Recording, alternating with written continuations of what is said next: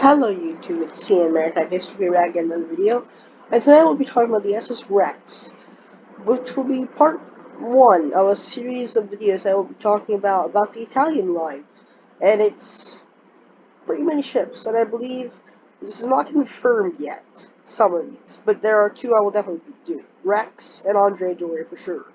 Obviously, I'm doing Rex right now, but I may also do Conte de Savoia and Conte Verde. Not confirmed, but I might.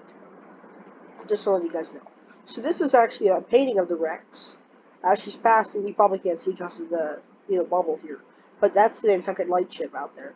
Not the same one, Olympic pretty much rammed, but probably it's place. This is a picture of its grand staircase, and this is a picture of it, after stuff happened to it, which I will talk about later. Excuse me. Still got that cough. Anyway, SS Rex was an Italian ocean liner launched in 1931. She held the westbound Blue Riband between 1933 and 1935. Originally built for the Navigazione Generale Italiana as SS Guglielmo Marconi, its state-ordered merger with the Lloyd Vado line meant that the ship sailed for the newly created Italia Flotta Riunite, or the Italian line. Rex operated transatlantic crossings from Italy with its running mate Conte de Savoia prior to the outbreak of the Second World War. Rex maintained a commercial service in the Mediterranean Sea for a short period, but when Italy entered the war in June 1940, Rex was laid up for safekeeping. On September 8, 1944, off Koper, she was hit by cannon fire and 123 rockets launched by Royal Air Force aircraft caught fire from bow to stern. She rolled on her port side, burned for 4 days, and sank in shallow water. The ship was broken up in 1950. Following North German Lloyd's successful capture of the Blue Riband of its Bremen and Europa duo of ocean liners, like I said, this is the Rex's grand staircase, run first class. Rex was intended to be Italy's effort to do the same. Amid intense competition from other steamship companies, the Italian line carried out the extensive publicity campaign for its two largest liners, Rex and Conte de Savoia. Both ships were dubbed the Riviera afloat. To carry the theme even further, sand was scattered in the outdoor swimming pools, creating a beach-like effect highlighted by multicolored umbrellas. Rex was decorated in classical style, where the norm at the time was the Art Deco or the so-called liner style that had been premiered on board the French lines Ile-de-France in 1927. By the way, many other ships of CGT's French line did the same thing. I don't know why, they did love the Art Deco. Rex's running mate, Conte de Savoia, did follow this rule, but also rooms in classic style, like her first-class social room, also known as Colonial Hall. The ship's exterior design had followed the trend set by Germany's Bremen and Europa. Rex sported a long hull with a moderately raked bow, two working funnels, no dummy funnels, but still featured the old-type overhanging counterstern, also known as a fantail, found on such liners as Olympic and Aquitania.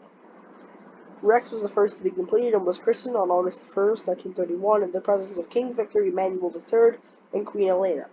She was both larger and faster than Conte de Savoia. Her attempt of a record-breaking maiden voyage was unsuccessful.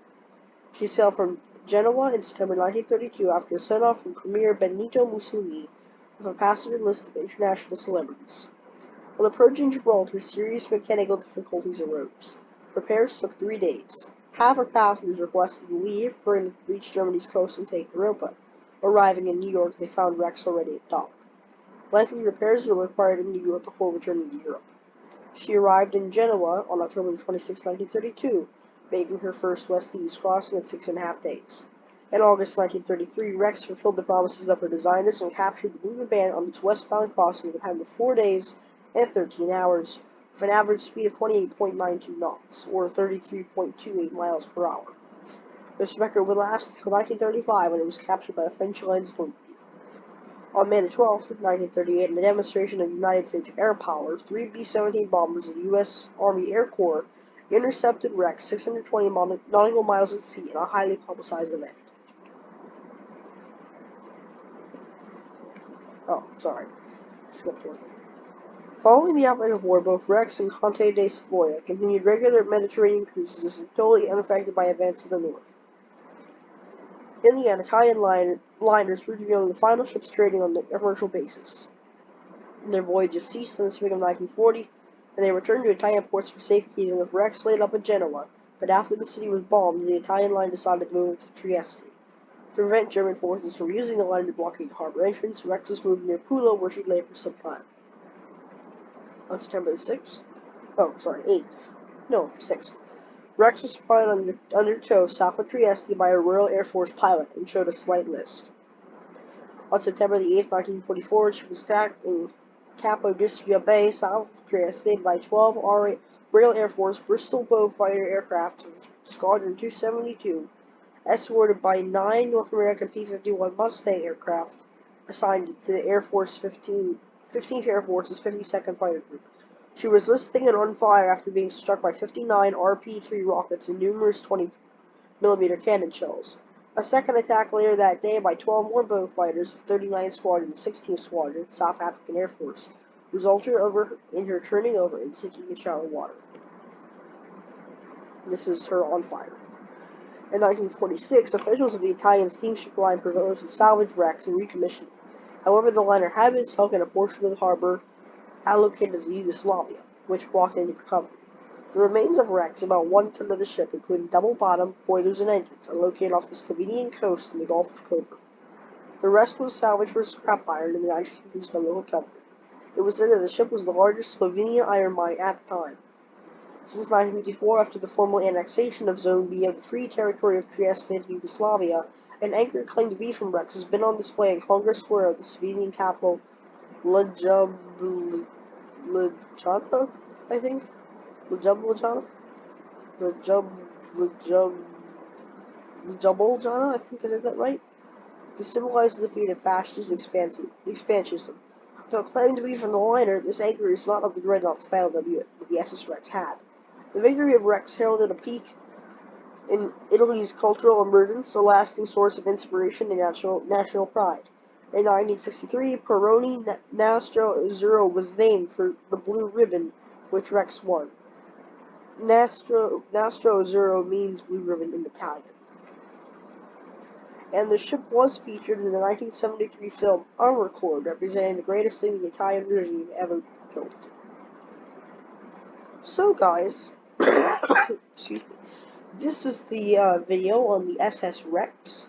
I hope you guys have enjoyed, and like I said, this is going to be part 1 of the Italian line series. Now, of course, I'm not going to cover everything.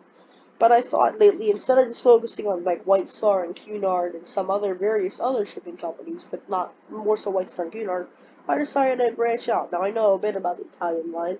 Maybe I'll do videos like the American President line, a very obscure line from like the mid to late 1900s, I remember correctly. Or maybe the Collins line, one of Cunard's early competitors. I don't know. I'll let you guys know in the next video, probably. If not, I'll let you guys know in the comments section. But please keep on telling your friends to subscribe. We now have 13 subscribers, which I think is pretty good. And as long as I keep posting more videos, excuse me, the YouTube algorithm will, keep chugging away and get me new subscribers and, keep the channel growing. Hopefully I hope to have someday a community tab, which means I need 1,000 subscribers to do that. But, hopefully there'll be the threshold down by then. It might take a while. But yeah, like I said, hope you guys have a good day. Bye.